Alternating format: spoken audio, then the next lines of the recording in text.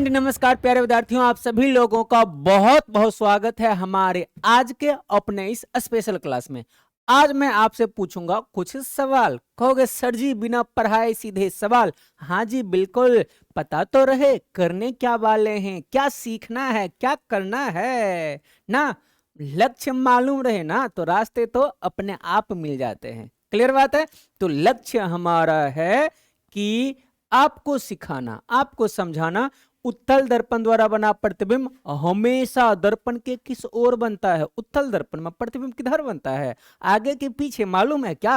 अच्छा, उत्तल दर्पण द्वारा बने प्रतिबिंब की प्रकृति कैसी होती है? अच्छा, वास्तविक प्रतिबिंब बनता है कि काल्पनिक बनता है? बताओ, बोलो बोलो। जब वस्तु अनंत पर स्थित होती है तो उत्तल दर्पण उसका प्रतिबिंब कहां बनाता है?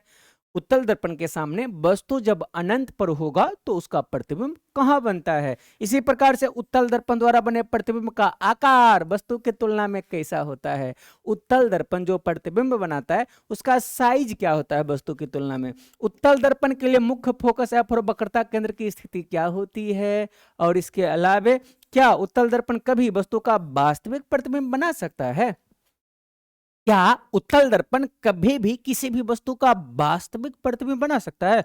तो अगर आपको भी इन सारे सवाल के जवाब सीखने हैं, जानने हैं, जो कि आपके बोर्ड परीक्षा के लिए काफी इंपॉर्टेंट है, तो अपने आज के इस छोटे से धमाकेदार क्लास में हम लोग सारी चीजों को क्लियर करेंगे। ना केवल इन सारी बातों को सीखेंगे बल्कि कुछ क्वेश्चंस भी प्रैक्टिस करेंगे।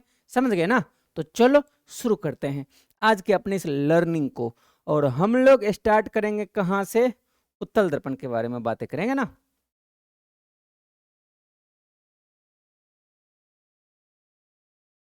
चलिए जी शुरू करते उत्तल दर्पण से। उत्तल दर्पण से उत्तल दर्पण अपना क्या है? उत्तल दर्पण द्वारा विभिन्न प्रकार के प्रतिबिंब का निर्माण।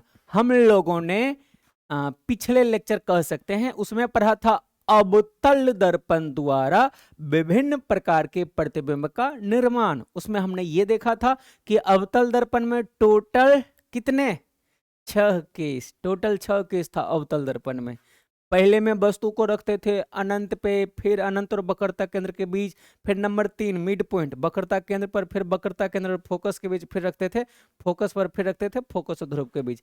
लेकिन उत्तल दर्पण में ना विद्यार्थी लोग उतने सारे केस नहीं होते हैं, केवल और केवल 2 केस, केवल 2 केस। चलिए जी उत्तल दर्पण में आप लोगों को दिखाता हूं। ये हो गया अपना उत्तल दर्पण। क्यों? क्योंकि इसका जो परावर्तक सतह है देखो ना, ये उठा हुआ है, उभरा हुआ है।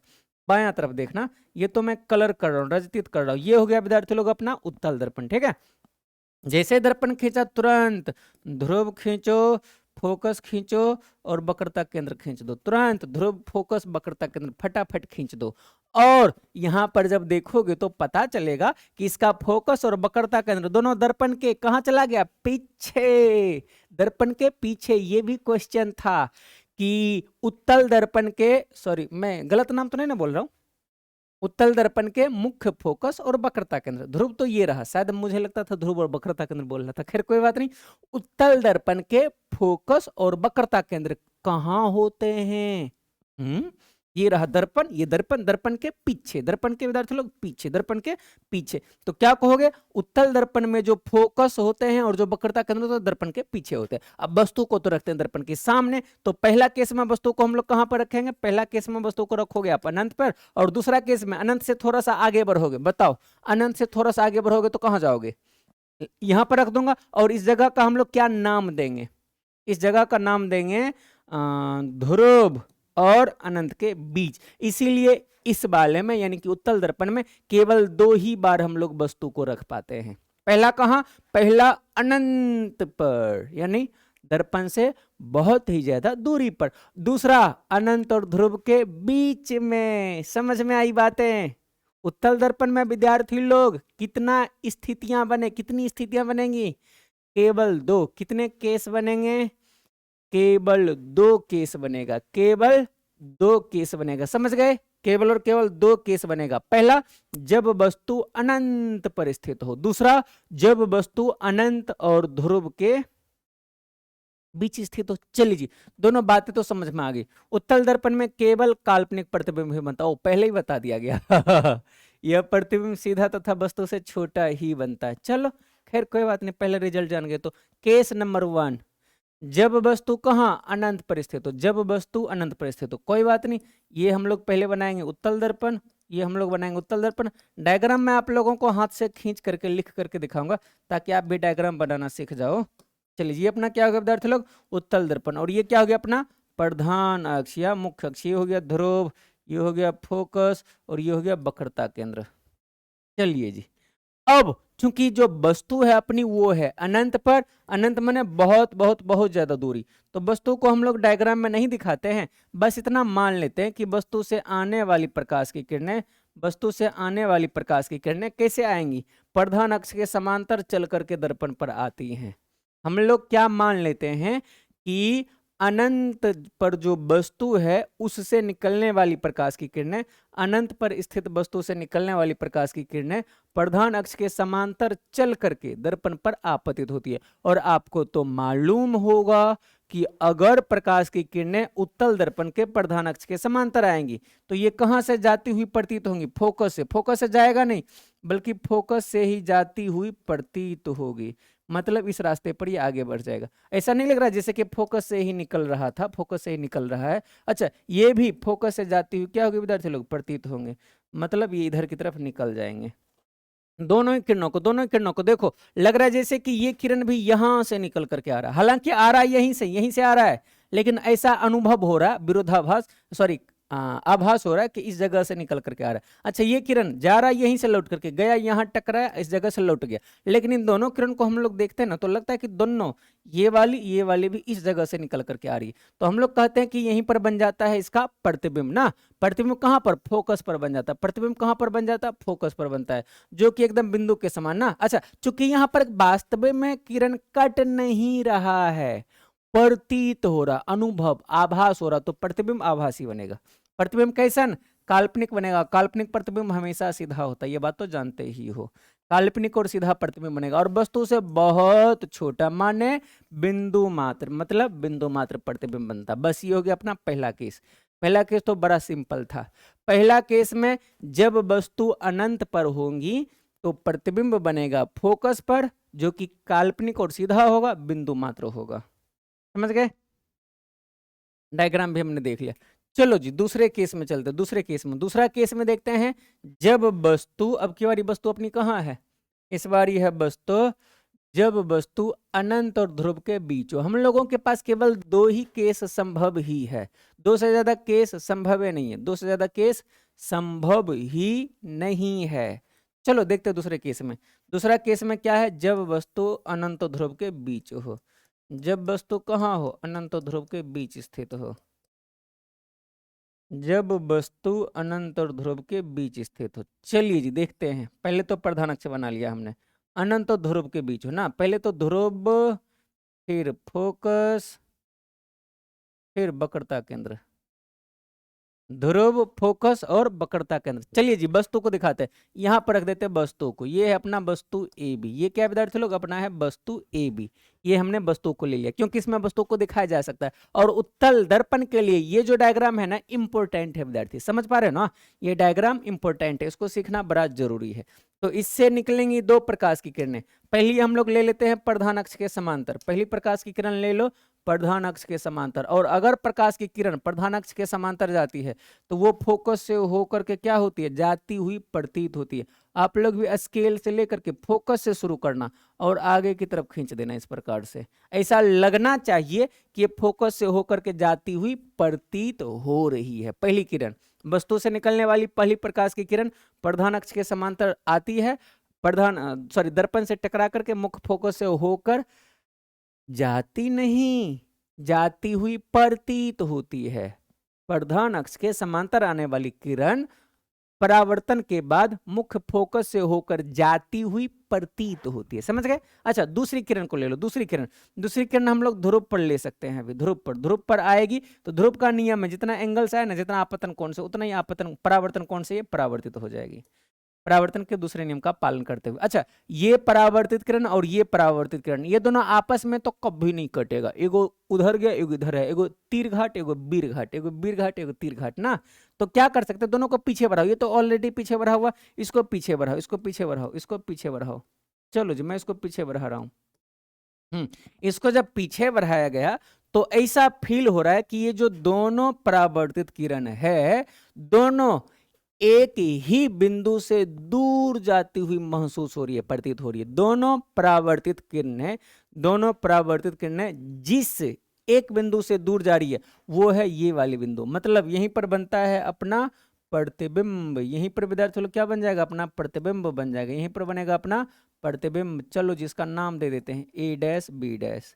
यहीं पर अपना क्या बन जाएगा विद्यार्थी लोग, प्रतिबिंब बन जाएगा, ठीक ना, ए डैश बी डैश। अब ये अपना डायग्राम हो गया क्लियर। ये अपना डायग्राम क्या हो गया, कंप्लीट हो गया। तो अब आप देख सकते हो कि प्रतिबिंब कहां पर बना है, पी और एफ के बीच में, दर्पण के पीछे पी और एफ के बीच में। अच्छा, वस्तु ऊपर है, प्रतिबिंब ऊपर, मतलब प्रतिबिंब सीधा है। अच्छा, वस्तु से छोटा है, डॉट लाइन से दिखा है, मतलब काल्पनिक है। काल्पनिक क्यों है, क्योंकि इस बिंदु पर दोनों किरणें कटती नहीं है, इस बिंदु से दोनों किरणें जाती हुई प्रतीत हो रही है। चलो आंसर लिख दो। प्रतिबिंब कहाँ, दर्पण के पीछे कहाँ, फोकस और ध्रुव के बीच बनता है ना। प्रतिबिंब कहां पर, दर्पण के पीछे, फोकस और ध्रुव के बीच में बनता, फोकस और ध्रुव के बीच में बनता। कैसा होता, काल्पनिक और सीधा होता तथा वस्तु से छोटा बनता है। ये चूंकि वीवीआई केस है तो इसको अच्छे से देखना जरूरी है, ठीक है। तो समझ गए, उत्तल दर्पण में केवल और केवल दो केस होते हैं। पहला जब वस्तु अनंत पर, और दूसरा जब अनंत ध्रुव के बीच हो। अनंत ध्रुव के बीच होगा तो यहाँ पर प्रतिबिंब बनेगा। और अगर आपको ये वाली डायग्राम बनाने नहीं आता है ना, तो आप ना तो दर्पण सूत्र का सत्यापन कर पाओगे और ना ही आवर्धन सूत्र का सत्यापन कर पाओगे। इसलिए ये वाला डायग्राम सीखना बड़ा ही जरूरी है। चलिए आगे बढ़ जाते हैं। तो हम लोगों ने अभी देखा कि उत्तल दर्पण में केवल दो केस, उत्तल दर्पण में विद्यार्थी लोग कितने, केवल दो केस। वस्तु की स्थिति जब वस्तु अनंत पर होगा और जब वस्तु अनंत और ध्रुव के बीच होगा, केवल और केवल दो केस। अच्छा, जब वस्तु अनंत पर होगा तो प्रतिबिंब फोकस पर बनेगा, और जब वस्तु अनंत और ध्रुव के बीच होगा तो प्रतिबिंब ध्रुव और फोकस के बीच बनेगा, जो कि दर्पण के पीछे होगा। यही दोनों पढ़ रहे थे ना अभी। अरे क्या पढ़ रहे थे, जब वस्तु अनंत पर होगा तो प्रतिबिंब कहाँ बनेगा, ध्रुव पर बनेगा। सॉरी जब वस्तु अनंत पर होगा तो प्रतिबिंब फोकस पर बनेगा ना। ध्रुव पर कौन पर है तुम लोगों को बताओ। मैं नहीं बोल दिया गलती से ना। फिर जानते हो, बोलते बोलते अगर ध्यान कहीं खो जाए तो बोलने का कुछ, मुंह से निकलती है कुछ। अब कहेगा कि ध्यान कहाँ खो गया, कहीं नहीं। चलो काम करो। जब वस्तु अनंत पर हो तो प्रतिबिंब बनेगा फोकस पर, और जब वस्तु अनंत और ध्रुव के बीच हो तो प्रतिबिंब कहाँ बनता, ध्रुव और फोकस के बीच बनता, जो कि दर्पण के पीछे होता। और बात करें अगर प्रकृति की, प्रकृति तो मजेदार, आंख बंद करके काल्पनिक और सीधा कह देना, दोनों में काल्पनिक और सीधा, काल्पनिक और सीधा। यहां से हमें पता चल रहा है, क्या पता चल रहा है रे, कि उत्तल दर्पण हमेशा काल्पनिक प्रतिबिंब बनाता है। अरे उत्तल दर्पण कैसा प्रतिबिंब बनाता है, हमेशा हमेशा के लिए काल्पनिक प्रतिबिंब बनाता है। समझ गए ना। अच्छा, आकार आकार आकार, इसमें ना, इसमें भी कह सकते हो कि आकार बढ़ता है। खैर दो ही कदम है, दो ही स्टेप है। तो पहले बिंदु मात्र, फिर वस्तु से छोटा। पहले बिंदु मात्र, फिर बिंदु मात्र मतलब बिंदु के जितना को। देखो ना, प्रतिबिंब का आकार आकार आकार। अब हम लोग शायद देखेंगे, वस्तु से बहुत छोटा, इसको बिंदु मात्र कहते हैं हम लोग। पहले वस्तु से बहुत ज्यादा छोटा, मतलब एकदम बिंदु के समान। वस्तु से बहुत छोटा और वस्तु से छोटा। पहला में बिंदु मात्र, दूसरा में वस्तु से छोटा। देख रहे हो, इसमें भी प्रोग्रेस ही हो रहा है, इसमें भी साइज में प्रोग्रेस ही हो रहा है। मैं सामने से हट जाता हूं, तो अगर मन करे तो स्क्रीनशॉट कर लिया करो। मेरे साथ स्क्रीनशॉट लोगे क्या, नहीं, मैं ढक दिया बिंदु मात्र को। मास्टर के साथ स्क्रीनशॉट लोगे तब ना पता चलेगा कि कौन मास्टर पढ़ाता है। ये सब दोस्त लोगों को दिखाओगे, देखो ये है मेरा मास्टर जो हमको साइंस पढ़ाते हैं। और थोड़ा लगा बढ़ा के भी बोल दोगे, best teacher of the world for science mister SKY sir. Sky sir ना। विद्यार्थी लोग कमेंट सेक्शन में भरता है। चलिए आगे बढ़ाए। तो हम लोगों ने बातें की उत्तल दर्पण के बारे में। उत्तल दर्पण में केवल दो केस, पहला में वस्तु अनंत पर होगा, दूसरा में वस्तु अनंत ध्रुव के बीच में होंगे। अच्छा, क्या अब आप कुछ सवाल के जवाब दे सकते हो। मैंने आपके लिए एक मिलान करने वाला सवाल लाया है। चलिए जी मिलान करते हैं।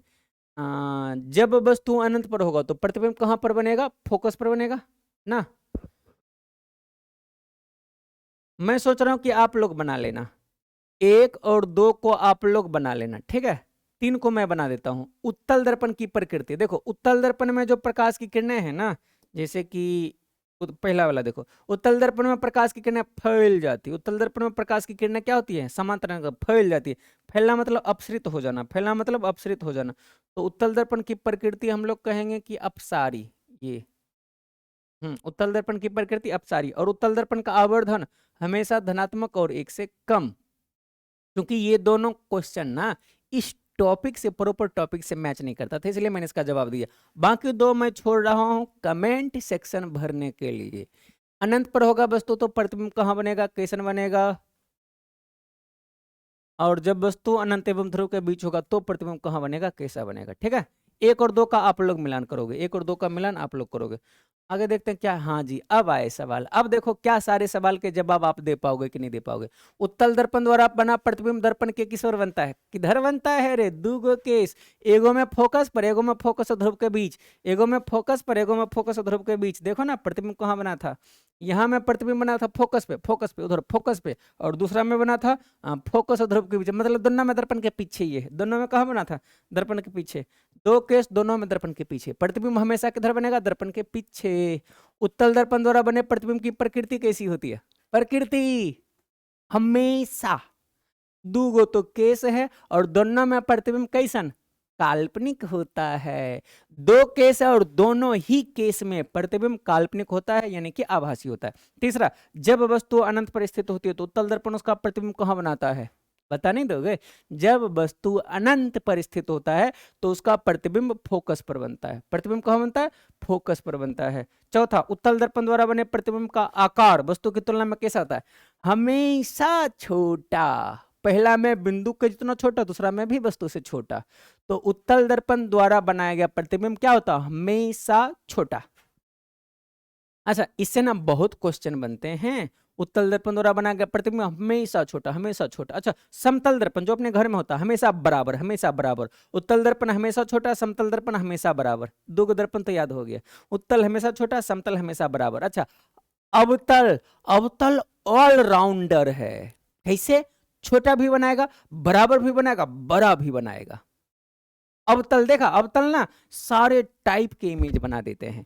उत्तल बेचारा हमेशा छोटा, हमेशा छोटा, हमेशा छोटा। चलिए जी, उत्तल दर्पण के लिए मुख्य फोकस और वक्रता केंद्र की स्थिति क्या होती है? दर्पण के पीछे होती है, दर्पण के पीछे होती है। क्या उत्तल दर्पण कभी वस्तु का वास्तविक प्रतिबिंब बना सकता क्या? बनेगा? अरे उत्तल दर्पण तो 2 गो केस है, दोनों में कैसन? काल्पनिक प्रतिबिंब बनाता, तो ये कभी वास्तविक प्रतिबिंब बना सकता क्या? ना, नहीं बना सकता है।